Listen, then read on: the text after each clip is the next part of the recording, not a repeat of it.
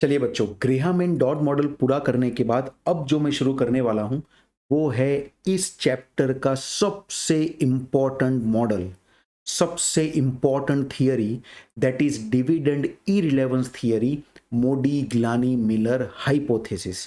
तो चलिए मोडी-ग्लानी Miller model के साथ शुरुआत करते हैं। हमारे पास है मोडी-ग्लानी एंड मिलर हाइपोथेसिस।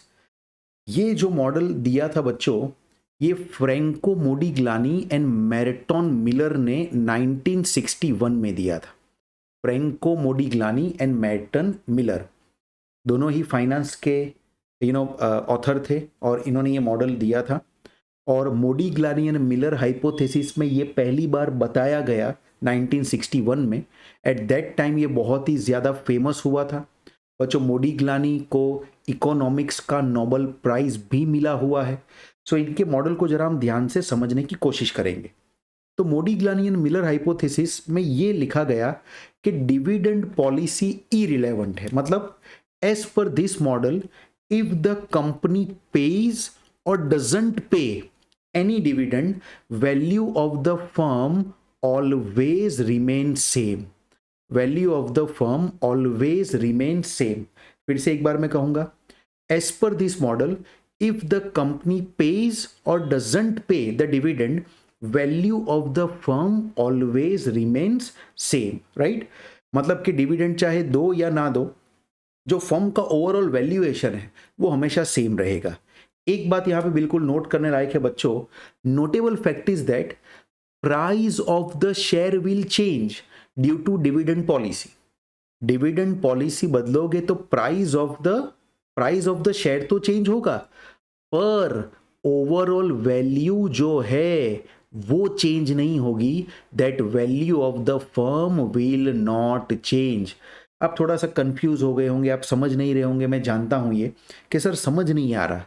आप एक तरफ कहते हो कि शेयर का प्राइस तो चेंज होगा लेकिन वैल्यू चेंज नहीं होगा, तो ये क्या है?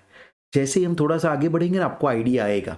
सो प्लीज, एक जो गलत फहमी काफी स्टूडेंट्स के दिमाग में होती है, जो मैंने देखा है, वो ये होती है कि वो ऐसा मानते हैं कि वैल्यू ऑफ द फर्म का मीनिंग ही शेयर प्राइस होता है। No no no no no, share price एक अलग चीज है and value of the firm एक अलग चीज है। शेयर प्राइस एक अलग चीज है and value of the firm एक अलग चीज है। तो value of the firm same रहेगा। शेयर प्राइस डिविडेंड देने पे और डिविडेंड ना देने पे अलग अलग आ सकता है बच्चों। तो ये बात को हम समझेंगे। अब हमें इस सवाल के अंदर, इस पर्टिकुलर थियरी के अंदर कौन सा फॉर्मूला लगाना है वो सीखना है। देखिए, इसमें शेयर प्राइस को गिनने का जो फर्स्ट फॉर्मूला हम है वो ये आता है, राइट, कि शेयर प्राइस जो आएगा P0 इज इक्वल टू आएगा P1 plus D1 divided by 1 plus KE। अगर आप बुक को ओपन करके देखोगे तो ये आपको फॉर्मूला दिखेगा, जिसमें P0 का मतलब होता है शेयर प्राइस टुडे, ये आप जानते ही हो। शेयर प्राइस टुडे P0 का मतलब है, राइट। P1 का मतलब है शेयर प्राइस, राइट, टुमारो, मतलब आफ्टर अ ईयर, यानी कि डिविडेंड देने या डिविडेंड ना देने के बाद। आफ्टर अ ईयर लिखना बेटर रहेगा, आफ्टर ए ईयर। और D1 जो है, D1 ये हमारे लिए हो जाएगा dividend after 1 year, dividend after 1 year. आपको मालूम ही है कि आज अगर हम शेयर प्राइस के बारे में कुछ भी एनालिसिस करते हैं तो डिविडेंड जो हम लेते हैं वो 1 साल के बाद का लेते हैं बच्चों। एंड केई जो हो जाएगा वो अपने आप में हो जाएगा कॉस्ट ऑफ इक्विटी। ये तो आप जानते ही है, केई जो हो जाएगा वो हो जाएगा कॉस्ट ऑफ इक्विटी। तो देखिए बच्चों, आपको यहाँ पे एक फॉर्मूला मिला। अब एक्चुअली जो ये फॉर्मूला है वो कोई नया फॉर्मूला नहीं है। हमने जो पहले फॉर्मूला सीखा ना, उसी में से उसका डेरिवेशन किया गया है। I am going to explain you the entire derivation, please keep focus on the black board. देखिए क्या है, हमारे पास डिविडेंड डिस्काउंट मॉडल में एक फॉर्मूला ऑलरेडी था, वो था P0 is equal to D1 divide by P0 plus G, right. अब शायद कॉस्ट ऑफ कैपिटल चैप्टर के वीडियो में आपने ये देखा हो कि ग्रोथ क्या होता है। हम एक सिंपल सी अगर सिचुएशन ले कि कोई भी आदमी शेयर मार्केट में मान लो आज इन्वेस्ट करता है और एक शेयर की प्राइस चुकाता है, उसे हम कहेंगे, ये एक्चुअली यहाँ पे हमारा के ई था, sorry for this, K E is equal to D1 divide by P0 plus g था। अब मैं वापिस वही एग्जाम्पल पे आता हूँ कि आज अगर कोई शेयर मार्केट में पैसा लगाता है तो वो एक शेयर खरीदने का प्राइस कितना देगा, P0 प्राइस देगा, और बराबर 1 साल के बाद अगर वो शेयर को बेच देता है, लिसन टू मी केयरफुली, बराबर 1 साल के बाद अगर वो शेयर को बेच देता है, राइट, तो उसे P1 प्राइस मिलेगी। 1 साल के बाद जिस प्राइस पे वो बेचेगा उस प्राइस को हम क्या कहेंगे, 1 साल के बाद जिस प्राइस पे वो बेचेगा उस प्राइस को हम क्या कहेंगे, उस प्राइस को हम कहेंगे P1। तो वो P1 पे बेचेगा तो उन दोनों का जो डिफरेंस होगा P1 माइनस P0 वो उसके लिए ग्रोथ के बराबर होगा। प्लस अगर उसे 1 साल में कोई डिविडेंड मिला होगा तो वो D1 के बराबर होगा। मैं इसको देखो ऐसे लिखना चाहता हूं, इस फॉर्मूला को मैं ऐसे भी लिख सकता हूं कि K is equal to D1 divided by P0 plus growth का परसेंटेज लाने के लिए मैं ऐसा लिख सकता हूं P1 minus P0 divide by P0। भाई ये P1 माइनस P0 अपने आप में क्या हो जाएगा, this P1 minus P0 is capital gain. जो कैपिटल गेन हुआ है, जो कैपिटल गेन हुआ है वही तो ग्रोथ है, और ये आपकी शेयर प्राइस है। तो अगर आप शेयर प्राइस के ऊपर कैपिटल गेन का परसेंटेज निकालोगे वही तो ग्रोथ है बच्चों। 100 रुपये का शेयर अगर 110 रुपये का हो गया तो 10 रुपये जो आपको मिला है वो आपका ग्रोथ है, और ग्रोथ का परसेंटेज इस केस में कितना आएगा, 10% ग्रोथ का परसेंटेज आएगा। तो प्लीज समझना, थोड़ी कॉमन सेंस लगाना, ये ग्रोथ जो है वो simply P1 minus P0 divide by P0 लिखा जा सकता है। अब देखिए फॉर्मूला में आगे क्या होता है, so can I write down D1 plus P1 minus P0 divided by P0। अब ये P0 ऊपर जाएगा, सो ये बन जाएगा P0 इंटू के cross multiplication is equal to D1 plus P1 minus P0. I want to make P0 an object of the formula, and that's why I will take this P0 on the left hand side, and ultimately what would happen, हम इसको थोड़ा सा यहाँ पे लेके आएंगे, so be with me, इस तरफ यहाँ पे आ जाएंगे। so मैं इसको ऐसे लिख सकता हूँ कि P0 into K plus P0, right, is equal to P1 plus D1 और D1 प्लस P1 जैसे आपको लिखना है। इसमें से P0 अगर कॉमन निकल जाएगा तो अंदर बचेगा 1 प्लस के और के प्लस 1 जैसे आपको लिखना हो, एंड P1 प्लस D1 बचेगा। अब मैं अगर P0 को ऑब्जेक्ट बना के 1 प्लस के ब्रैकेट को डिवीजन में लेके चला जाऊं, so that would become P1 plus D1 divided by 1 plus के। देखिए वॉल्टर भी एक तरीके से डिविडेंड डिस्काउंट मॉडल के फॉर्मूला का ही इस्तेमाल कर रहा है। तो ये आपने डेरिवेशन देखा, इससे एक सेल्फ सैटिस्फैक्शन मिलता है, इससे आपको ये समझने में आसानी होती है कि एक्चुअली जो बुक में इतने सारे फॉर्मूला लिखे होते हैं वो सच में बहुत ही सिंपल फॉर्मूला होते हैं। तो देखिए बच्चों ये हमारा फॉर्मूला बन जाता है, उसका प्रूफ। आप अगर प्रूफ समझना चाहे तो वेल एंड गुड, मान लो कि आपको प्रूफ नहीं समझना, not a problem at all. आपको सिंपल याद रखना है कि फर्स्ट फॉर्मूला जो हम शेयर का प्राइस निकालने के लिए लगाएंगे वो P0 भी निकालना हो सकता है या P1 भी निकालना हो सकता है। कभी कभी P1 दे दिया होगा तो P0 पूछेंगे, कभी कभी P0 दे दिया होगा तो P1 पूछेंगे। वो दोनों ही निकालने के लिए आपको इस तरीके से फॉर्मूला का इस्तेमाल करना है। तो ये था हमारा मोडिग्लानी मिलर का basic concept, dividend irrelevance theory. Dividend दो कि डिविडेंड ना दो, वैल्यू ऑफ द फर्म कभी चेंज नहीं होता है। शेयर प्राइस चेंज हो सकता है लेकिन वैल्यू ऑफ द फर्म कभी भी चेंज नहीं होगा। थोड़ा सा आगे चलते हैं मोडिग्लानी मिलर में और पूरी कहानी को और क्लियर करने की कोशिश करते हैं, लेकिन उससे पहले yes, as every theory has some assumption, even Modigliani Miller model has some assumption. सबसे पहला जो assumption हुआ ये है कि परफेक्ट कैपिटल मार्केट है। मोडिग्लानी मिलर खुद बहुत पढ़े लिखे लोग थे, तो उनको लगता था कि इकोनॉमी में हर एक लोग पढ़े लिखे हैं, सबको मार्केट के बारे में सब मालूम है, सबको इंटरेस्ट का रेट इकोनॉमी में क्या चल रहा है, इन्फ्लेशन क्या चल रहा है, सबका कॉस्ट ऑफ इक्विटी क्या है, सबको मालूम है। और जैसे कि सबका कॉस्ट ऑफ इक्विटी के ही कांस्टेंट है, मेरे लिए, आपके लिए, किसी और के लिए, सब व्यक्ति जो इक्विटी शेयर मार्केट में इन्वेस्ट करते हैं उन सब के लिए कॉस्ट ऑफ इक्विटी एक जैसा है, राइट। कोई टैक्स नहीं है इकोनॉमी में। This is the biggest criticism of MM theory. आप देखना, एमएम की इतना बड़ा क्रिटिसिज्म मिला था इस थियरी से कि एमएम ने अपनी थियरी को ही रिवाइज कर डाला था। उस रिवीजन वाली थियरी को भी हम थोड़ी देर बाद समझने वाले, राइट। सो कोई भी टैक्स नहीं है इकोनॉमी में, ऐसा भी माना गया। All the finance through equity, हम कोई भी पैसा बिजनेस में लगाते हैं वो पूरा का पूरा पैसा सिर्फ और सिर्फ इक्विटी से ही आता है। नोट फ्लोटेशन कॉस्ट और ट्रांजैक्शन कॉस्ट, किसी तरह की कोई फ्लोटेशन कॉस्ट या ट्रांजैक्शन कॉस्ट नहीं है। आप कोई भी नए शेयर इश्यू करो तो without any flotation and transaction cost के आप इश्यू कर सकते हो। Risk of uncertainty does not exist. Economy में कोई अनसर्टेनिटी नहीं है।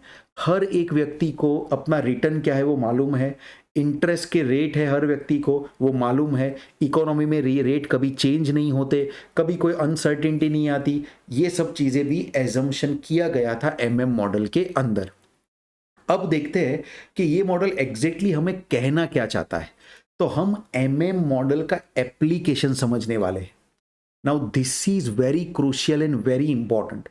अगर बच्चों ये आप समझ गए तो आप समझो कि आपका एमएम मॉडल का काम पूरा हो जाएगा। काफ़ी सारे पॉइंट्स एक एक करके आने वाले हैं, इसको एज अ स्टोरी मैं आपको समझाने वाला हूं, but you should be very enthusiastic to understand this story. देखिए, सबसे पहले here we assume that the company has expansion opportunity for which it requires funds to invest. हमें हमेशा ऐसा मानना है कि कंपनी के पास कोई ना कोई एक्सपांशन अपॉर्चुनिटी हमेशा आती रहेगी। मेरे हिसाब से ये मानना गलत भी नहीं होगा, क्योंकि हर एक कंपनी हमेशा किसी ना किसी तरह के एक्सपांशन की अपॉर्चुनिटी के लिए तैयार रहती है और उनको एक्सपांशन करने में बहुत ज़्यादा इंटरेस्ट होता है। और उसके लिए चाहिए क्या? अगर आपको एक्सपांशन करना है तो नेचुरली एक्सपांशन करने के लिए आपको फंड्स की ज़रूरत होगी, right. The company which pays dividend has to raise fund for investment opportunity through issue of new shares। भाई, जो कंपनी डिविडेंड पे कर रही है उसके पास घर पे नेचुरली जो पैसा होगा वो कम हो जाएगा, उसका रिटेन्ड अर्निंग्स कम हो जाएगा। तो उस कंपनी को नई इन्वेस्टमेंट अपॉर्चुनिटी को एडॉप्ट करने के लिए, नई इन्वेस्टमेंट अपॉर्चुनिटी को पकड़ने के लिए उनको 100% नए शेयर इश्यू करने पड़ेंगे। ये भी एक लॉजिकल बात है। The company which does not पे डिविडेंड, जो कंपनी डिविडेंड पे नहीं करेगी, can fund investment without issuing new equity share.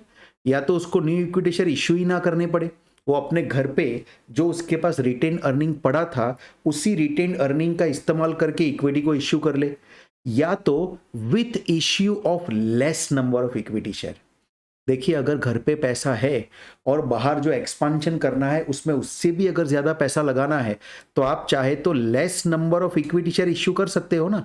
In short, if there are two companies, one is paying dividend, another is not paying dividend, so dividend paying company को ज़्यादा नए share issue करने पड़ सकते हैं और डिविडेंड नॉट पेइंग कंपनी को या तो कम इक्विटी शेयर इश्यू करने पड़ेंगे या तो बिल्कुल भी इक्विटी शेयर इश्यू करने ही नहीं पड़ेंगे। तो ये स्टोरी आपको समझनी है। If the company issues new equity share, अगर कंपनी नए इक्विटी शेयर इश्यू करती है, it will increase the total number of shares of the company। Naturally अगर कंपनी नए इक्विटी शेयर इश्यू करेगी तो टोटल नंबर ऑफ शेयर तो increase हो ही जाएंगे ना बच्चों, टोटल नंबर ऑफ शेयर तो इंक्रीज हो ही जाएंगे, क्योंकि इसके अंदर देखो क्या होगा, ओल्ड शेयर्स तो कंपनी के पास पहले से होंगे, plus company new share issue करेगी तो आपके टोटल नंबर ऑफ शेयर्स जो है वो हो जाएंगे old equity share plus new equity share. अब इंपॉर्टेंट है, ये हमारा फॉर्मूला नंबर 2 है। 1 हमने आगे देखा, इसमें दूसरा formula, value of the equity of the firm will be calculated as follows. ये सब कुछ करने के बाद आप वैल्यू ऑफ द फर्म निकालोगे, और वैल्यू ऑफ द फर्म कैसे गिना जाएगा, तो आपको market price of the share लेना है, जो आप निकालेंगे वो मार्केट प्राइस वाले फॉर्मूला में जो हमने अभी आगे देखा, इनटू करेंगे नंबर ऑफ शेयर आउटस्टैंडिंग। अब ये नंबर ऑफ शेयर आउटस्टैंडिंग कौन से शेयर होंगे, टोटल नंबर ऑफ शेयर होंगे, इससे आपको मिल जाएगा total value of the equity. आप कहेंगे सर कि cost of capital and capital structure chapter में हमने सीखा था अलग अलग कैपिटल स्ट्रक्चर थियरीज में कि वैल्यू ऑफ द फर्म जो होता है वो तो share holders fund plus debt होता है। तो यहां पे सिर्फ खाली शेयर को लेके आप वैल्यू ऑफ द फर्म कैसे कह सकते हो? How can you say that total value of equity is only the value of the firm? How can you say that total value of equity is only the valuation of the firm? ऐसा जरूरी नहीं है ना कि total value of the equity he valuation हो। Date कहाँ है? तो एजम्पशन आपको बता दूं बच्चों, आपने आगे भी पढ़ा था, here in this theory we assume that the firm is totally equity financed. अगर टोटली इक्विटी से ही फाइनेंस हुआ है तो मैं बिल्कुल ऐसा कह सकता हूं कि जो वैल्यू ऑफ इक्विटी होगी वही मेरे बच्चों वैल्यू ऑफ द फर्म होगी। तो इस सेकेंड फॉर्मूला हमने जो लगाया उससे हम लगाएंगे value of the firm, right. अब एक और फॉर्मूला हमें समझना है। कौन सा फॉर्मूला? यहां हमने बात की कि कंपनी को नए शेयर इश्यू करने पड़ेंगे। तो देखिए कितने नए शेयर इश्यू करने पड़ेंगे उसके बारे में अब हमें बात करनी है कि कंपनी को कितने नए शेयर्स इश्यू करने पड़ेंगे। चलिए उसके लिए मैं आपको और सिंपल सा एक फॉर्मूला समझाता हूं। देखिए यहां पे ना मैं इसको बहुत ही सिंपल रखना चाहता हूं, जरा भी क्लमजी नहीं करना चाहता। पहले मैं कुछ नोटेशंस आपको बताता हूं बच्चों। मैं एन जिसे कहूंगा ना वो हो जाएंगे existing number of shares, and when I say shares that means equity shares, existing shares, number of shares. फिर मैं डेल्टा एन लिखूंगा तो डेल्टा एन का मतलब हो जाएगा new equity shares, new shares issued या new shares to be issued. मैं ऐसा लिखूंगा डेल्टा एन। ये मैं बुक्स के नोटेशन का ही इस्तेमाल कर रहा हूं बच्चों। मैं जिसे ई लिखूंगा वो इस बार अर्निंग पर शेयर नहीं है। ये बुक वाले क्या है, हर थियरी में नोटेशन अलग अलग बदलते रहते हैं। ई का मतलब हमें इस फॉर्मूला में निकालना होगा टोटल अर्निंग्स। ई का मतलब निकलेगा टोटल अर्निंग्स। ई के बाद D1 जो है ये है डिविडेंड पर शेयर। ये डिविडेंड टोटल नहीं है, वापिस ये वही रखना है, डिविडेंड पर शेयर, राइट। और इसके बाद जो P1 है that is the price of the share जिसके ऊपर आपने शेयर को इश्यू किया। So price of the share. अगर इतनी चीजों का आप इस्तेमाल करोगे तो आपको new shares to be issued मिल जाएंगे। अब देखो इसको समझते हैं कैसे, एकदम स्टोरी की तरह याद रखेंगे, otherwise it looks a very very kind of a very difficult formula sometimes, but हम इसको सिंपल तरीके से समझने की ट्राई करेंगे। देखो मैं लिखूंगा यहां पे कुछ इस तरीके से, नंबर ऑफ न्यू शेयर्स, एक कहानी की तरह लिखता हूं, नए शेयर जो इश्यू करने हैं। अच्छा एक चीज मैं और लिखना भूल गया, आई इज इक्वल टू मानना है न्यू इन्वेस्टमेंट। आपको जो नया इन्वेस्टमेंट अपॉर्चुनिटी मिला है उसके इन्वेस्टमेंट को हम कहेंगे आई, तो मैं इसे लिखूंगा इन्वेस्टमेंट रिक्वायर्ड। अब देखिए वापस कहानी में आगे बढ़ते हैं। हमें जो भी इन्वेस्टमेंट करना है उतने पैसे की जरूरत है, उसमें से हम माइनस कर देंगे जो घर पे हमारे पास पैसा पड़ा है, दैट इज रिटेन्ड अर्निंग्स। आप समझते ही हो कि हमारे पास कुछ ना कुछ अर्निंग्स जो पड़ी है वो हम माइनस कर देंगे, तो बाकी का बैलेंस पैसा आ जाएगा जो हमें नए शेयर को इश्यू करके इकट्ठा करना है। समझ रहे हो बच्चों? बाकी का नया पैसा आ जाएगा जो हमें नए शेयर को इश्यू करके कमाने हैं। डिवाइडेड बाय मैं कर दूंगा प्राइस ऑफ द शेयर। जैसे ही मैं ये करूंगा मुझे न्यू नंबर ऑफ शेयर मिल जाएंगे, प्राइस ऑफ द शेयर। भाई हम पैसा जो लेके आ रहे हैं वो नए इन्वेस्टमेंट करने के लिए तो लेके आ रहे हैं, तो सिंपली करना क्या है, जो इन्वेस्टमेंट हमें चाहिए उसमें से अगर मैं रिटेन अर्निंग्स को माइनस कर दूं, राइट, रिटेन अर्निंग्स को अगर मैं माइनस कर दूं और फिर जो हमें पैसा एक्स्ट्रा चाहिए, जो बचा हुआ पैसा चाहिए हमें बैलेंस मनी, उसको अगर मैं प्राइस ऑफ शेयर से डिवाइड कर दूं तो मुझे न्यू नंबर ऑफ शेयर मिलने चाहिए। बट यही फॉर्मूला को देखो बुक वालों ने कैसे लिखा है।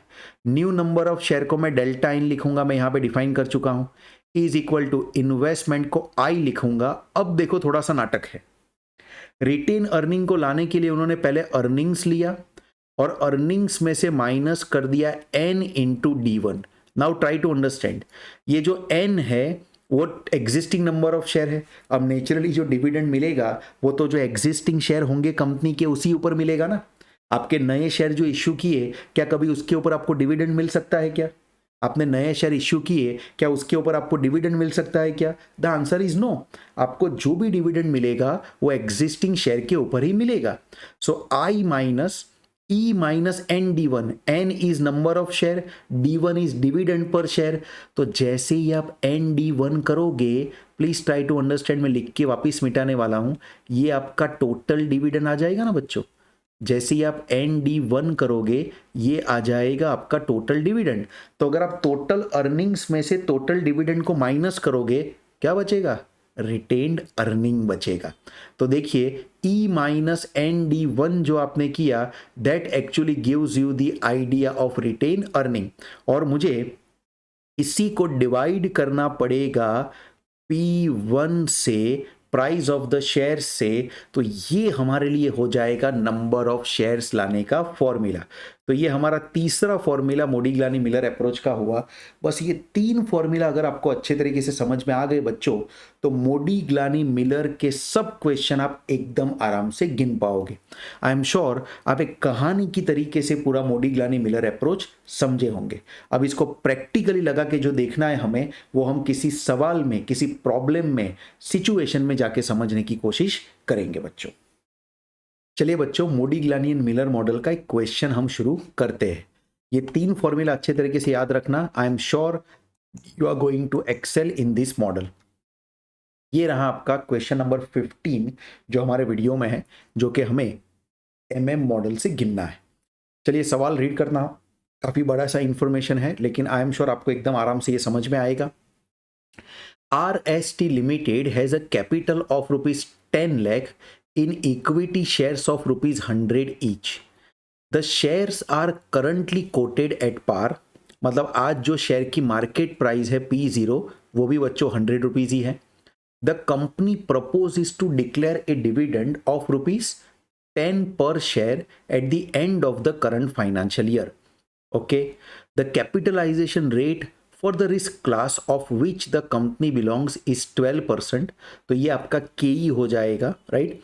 Compute market price of the share at the end of the year if the dividend is not declared and if the dividend is declared. चलो पहले इतना ही करते हैं बच्चों। हमें डिविडेंड डिक्लेयर किया तो क्या मार्केट प्राइस आएगी, और डिविडेंड डिक्लेयर कंपनी ने अगर नहीं किया तो क्या मार्केट प्राइस आएगी। ये दोनों ही मार्केट प्राइस के बारे में पूछा गया है। तो चलिए मैं पहली सिचुएशन यहां पे ये लेना चाहता हूं, that dividend is not declared. Dividend is not declared. Okay, अगर डिविडेंड डिक्लेयर नहीं किया है तो कैसे शेयर की प्राइस आएगी। वही शेयर प्राइस का पहले फॉर्मूला लगा देंगे। क्या था फॉर्मूला बच्चों? फॉर्मूला था P0 is equal to P1 plus D1 divided by 1 plus K, जो मैंने आपको अभी अभी अप्रोच में सिखाया है। इसमें ये जो P0 है, प्राइस ऑफ द शेयर, वो मुझे कितना लेना पड़ेगा? 100 लेना पड़ेगा बच्चों, ऑलरेडी गिवन है 100, and is equal to P1 तो हमें फाइंड आउट करना है शेयर का price. Dividend is not declare है तो डिविडेंड का फिगर कितना आ जाएगा बच्चों? 0 will be the figure of dividend and divided by 1 plus K जो मुझे करना है वो हो जाएगा 1 प्लस 0.12। तो बच्चों आराम से इसे अगर सॉल्व करोगे तो आपको आइडिया आ जाएगा that the price of the share will be 112 rupees. देखिए एक सिंपल लैंग्वेज में कहूँ ना, तो शेयर होल्डर है ना, 2 तरीके से अपना रिटर्न मांगते हैं। या तो उसको आप डिविडेंड के नाम पे दे दो, कैश डिविडेंड के नाम पे, या तो आपको उसे ग्रोथ देना पड़ेगा, प्राइस में ग्रोथ। अब अगर आप यहाँ पे डिविडेंड बिल्कुल नहीं दोगे एंड मार्केट एकदम परफेक्ट चल रहा है, शेयर होल्डर 12% मांगते हैं, तो नेचुरली शेयर होल्डर मार्केट में प्राइस को 112 तक ले जाना पसंद करेंगे।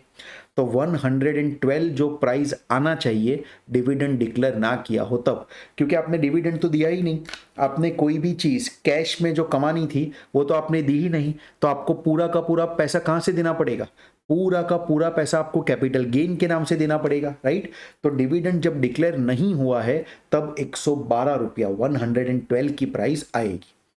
चलिए दूसरी सिचुएशन यहां पे गिनते हैं। शेयर का प्राइस निकालना है when dividend is declared, dividend is declared. देखते हैं इसमें शेयर का प्राइस क्या आएगा। शेयर का प्राइस इसमें निकालने के लिए सेम फॉर्मूला वापस लगाना है, P0 is equal to P1 plus D1 divided by 1 plus KE। इसमें जो प्राइस है P0 वो हमें लेना पड़ेगा 100 रुपीज़। इसमें P1 जो है वो P1 ही रहेगा, प्लस बोलो डिविडेंड हम कितना डिक्लेयर करने वाले थे, इट वॉज रिटर्न हियर 10 रुपी का डिविडेंड पर शेयर हम देने वाले हैं, तो यहाँ पे 10 रुपी आएगा and divided by 1 plus KE में हमको लेना पड़ेगा 1.12। तो क्लियरली दिखता है कि अब जो शेयर का प्राइस आएगा वो 102 रुपीज़ आएगा। बच्चों ये सब फॉर्मूला मैं सच में कहूँ ना तो एकदम फालतू फॉर्मूला है, थोड़ा सा कॉमन सेंस लगाइए आपको आंसर मिलेगा।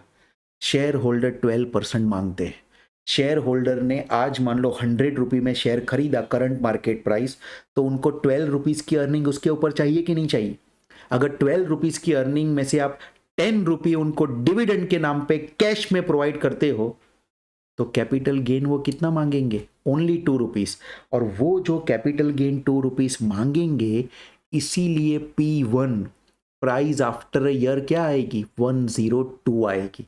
तो ही तो उनको P1 एंड P0 का जो डिफरेंस है, P1 एंड P0 का जो डिफरेंस है वो मिलके गेन 2 रुपी का होगा कि नहीं होगा।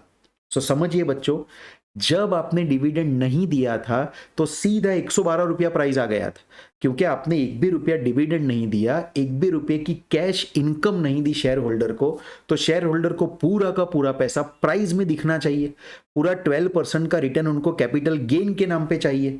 तो उसने क्या किया, 112 रुपये की प्राइस बना दी इस मॉडल ने मैथमेटिकली। और अगर डिविडेंड डिक्लेयर किया है 12 रुपीज़ तो अर्निंग चाहिए, उसमें से 10 रुपी ऑलरेडी आपने दे दिया है डिविडेंड के नाम का, तो प्राइस मार्केट में कितना होना चाहिए, 102 ये मार्केट में प्राइस होना चाहिए। तो कितना इजी मॉडल है वैसे देखा जाए, फॉर्मूला भी बहुत इजी, और मैं तो कहता हूं फॉर्मूला की जरूरत ही क्या, बिना फॉर्मूला के इसको गिना जा सकता है। अब देखते हैं सेकेंड पैराग्राफ में क्या पूछा है। Assuming that the company page the dividend and has net profit of ₹5 lakh. Company dividend pay करती है और कंपनी के पास नेट प्रॉफिट 5 लाख का है, and makes a new investment of ₹10 lakh. Company का नया इन्वेस्टमेंट, ये आई हो जाएगा बच्चों, और ये जो है हमारा अर्निंग्स यानी कि ई हो जाएगा। New investment of 10 lakh during the period, calculate the number of new shares to be issued, use the MM model. देखिए पहली बात यह है कि कंपनी ने डिविडेंड पे कर दिया है, तो हमें जो नए नंबर ऑफ शेयर गिनने पड़ेंगे वो ये मान के गिनने पड़ेंगे कि कंपनी ने डिविडेंड पे किया है। तो हमें जो शेयर का प्राइस ध्यान में लेना है वो 102 लेना है, राइट। तो चलिए न्यू नंबर ऑफ शेयर्स गिनने का फॉर्मूला लिखते हैं यहाँ पे, ये हमारा थर्ड पॉइंट हो जाएगा। New number of share delta N is equal to, भाई जो इन्वेस्टमेंट है उसमें से अर्निंग्स में से डिविडेंड काटूंगा तो जो रिटेन अर्निंग आएगा वो माइनस करूंगा, तो बैलेंस पैसा हमें नया लाना है और उसको मैं डिवाइड करूंगा P1 से, यानी कि price of the share after dividend is declare वाला ले लूंगा। नेचुरली P0 तो ले नहीं सकते क्योंकि शेयर हमें इश्यू करने हैं 1 साल के बाद, एक्सपांशन अपॉर्चुनिटी आ रही है, डिविडेंड डिक्लेयर करो या ना करो उसके बाद, तो आपको शेयर का प्राइस भी क्या लेना पड़ेगा, P1।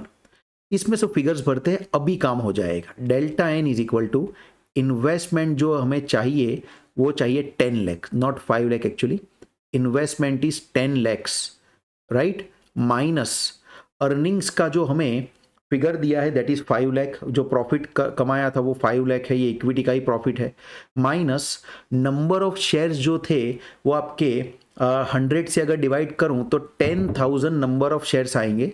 तो नंबर ऑफ शेयर्स में यहाँ पे लिखूंगा 10,000 और इनटू मुझे जो डिविडेंड कंपनी पे कर रही है वो 10 रुपये है, यानी टोटल 1 लाख रुपये का तो कंपनी डिविडेंड पे कर देगी। Are you getting my point? So 10 lakh में से यहाँ पे ये बचेगा 4 लाख। अच्छा, प्राइस ऑफ द शेयर आएगा 102। सो अब ये देखो कैसे आएगा, delta N is equal to 10 lakhs की हमें ज़रूरत है, 10 लाख रुपयों की ज़रूरत है, minus 5 lakh minus 1 lakh is equal to 4 lakh. 4 lakh हमारे पास है घर पे, that is our retain earning. तो बाकी का हमें 6 लाख रुपया इकट्ठा करना है, नए शेयर से लाना है। डिवाइड बाय में अगर 102 करूंगा तो मेरे बच्चों डेल्टा एन का जो आपका आंसर आएगा वो हो जाना चाहिए 6 लैक्स डिवाइडेड बाय 102। तो देखते हैं इसका आंसर क्या आता है। 6 लैक्स डिवाइडेड बाय 102, आपको जो शेयर्स इश्यू करने पड़ेंगे वो 5882.35 इश्यू करने पड़ेंगे। अब शेयर्स कभी भी डिजिट्स में या फ्रैक्शंस में नहीं होते, तो 5883 न्यू शेयर्स आपको इश्यू करने पड़ेंगे। तो मेरे बच्चों आपका जो फाइनल आंसर आया कि अगर डिविडेंड डिक्लेयर किया हो तो नए कितने शेयर्स इश्यू करने पड़ेंगे, उसका आंसर आ जाता है 5833। आई एम श्योर आपको बात 883 नॉट 33, आई एम श्योर आपको बात अच्छे तरीके से समझ में आई होगी बच्चों। तो ये हमारा एमएम मॉडल का एक सिंपल सा सवाल था। देखिए अभी भी आपको थोड़ा ये मैथमेटिकल लग रहा होगा, एमएम मॉडल से value of the firm same कैसे रहता है, ये फिनोमिना तो इस सवाल के अंदर कहीं पे पूछा ही नहीं था। बट आगे वीडियो में हम ऐसे क्वेश्चंस गिनने वाले हैं कि जिसमें एमएम मॉडल का पूरा 360 डिग्री एप्लीकेशन हम करेंगे। अभी तो सिंपल हमें आधा अधूरा एप्लीकेशन करना था, एंड जो चीज़ हमें पूछी थी वो चीज़ को हमने फॉर्मूला अप्लाई करके सिंपली गिनी है बच्चों।